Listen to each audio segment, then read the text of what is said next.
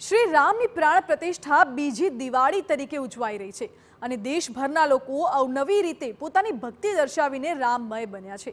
ત્યારે અમદાવાદના એક બેકર્સ માલિકે શ્રી રામના નામની કેક બનાવી છે અને 2 દિવસ માટે માત્ર 99 રૂપિયામાં કેક વેચવાનો નિર્ણય કર્યો છે।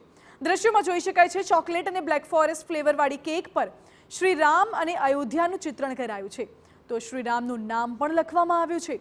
મહત્વનું છે બેકર્સ દ્વારા અનોખી રીતે રામ ભક્તિ દર્શાવવામાં આવી છે જ્યારે આ તરફ ગ્રાહકોમાં પણ શ્રી રામ વાળા કેકની માંગ વધી છે।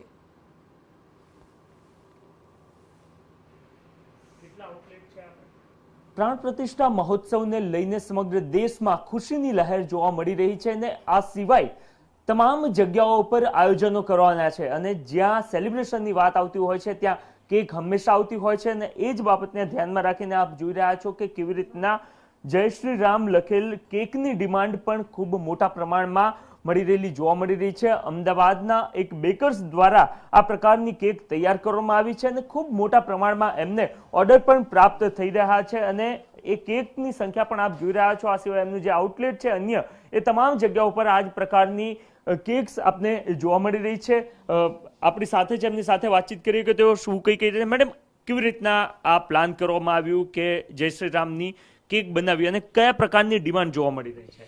એકચ્યુઅલી આપણે જે રામ ભગવાન જે આટલા વર્ષથી આપણે રાહ જોઈ રહ્યા હતા અને એ આવતીકાલે એમનું પ્રાણ પ્રતિષ્ઠા થઈ રહી છે એ નિમિત્તે એકચ્યુઅલી આખા અમદાવાદ, આખા ગુજરાત, આખા એટલે ભારતમાં જે પ્રમાણે રામ ભગવાનની રાહ દેખાઈ રહી છે એમાં આખી એમની દરેક જે છે જે આપણા સેલિબ્રેશન્સ ચાલી રહ્યા છે એના નિમિત્તે એમની અત્યારે જે વસ્તુ છે એ લોકો કેક પણ સેલિબ્રેટ કરી રહ્યા છે। આખા દિવાળી જેવો માહોલ થઈ રહ્યો છે એમાં એક આ જે કેક છે એનો પાર્ટ લઈને અમે વિચાર કર્યો કે ના નફાના નુકસાનના ધોરણે અમે એક કેક બનાવીએ અને દેન એ વસ્તુ અમારે સક્સેસ થઈ રહી છે। અમારે સોશિયલ મીડિયા અને એના દ્વારા વારે ને વારે ઇવન ઘણા બધા ઓર્ડર્સ ગયા બી છે અને હજુ પણ ઇન્ક્વાયરીઝ ઇવન સવારથી લઈને અત્યાર સુધી ઘણી બધી છે તો એ નિમિત્તે બહુ જ સારો રિસ્પોન્સ છે। લોકો કેકને લઈને લોકો એવું નથી કે આ સેલિબ્રેશન લોકોને રામ ભગવાન આવે છે એના નિમિત્તે સેલિબ્રેશન કરવું જ છે। ઓકે, તો સેલિબ્રેશન કરવું છે ને એના જ કારણે રામ કેક વાળી જે કેક છે રામ લખેલું એ ડિમાન્ડમાં જોવા મળી રહી છે। કસ્ટમર પણ છે કે જેઓ ખરીદવા માટે આવે છે એમની સાથે વાત કરીએ। મેડમ, શું કઈ આયોજન છે ને શા માટે આયોજન હોય તો પછી ભગવાન શ્રી રામની કેક કેમ નહીં? કયા પ્રકારનું આયોજન છે અને કયા વિચાર સાથે અહીંયા પહોંચ્યા? એટલે આપણે દર તહેવાર સેલિબ્રેટ કરીએ છીએ અલગ અલગ રીતે।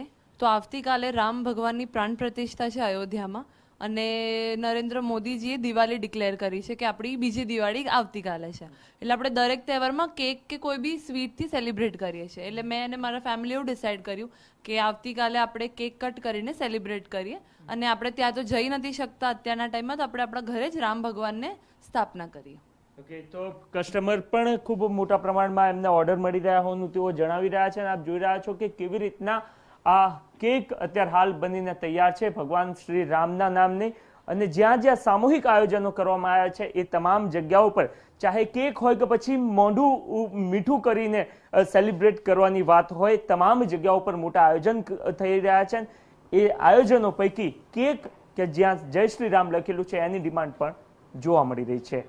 ઇમરાન શેખ સાથે નરેન્દ્ર રાઠોડ, TV9 અમદાવાદ।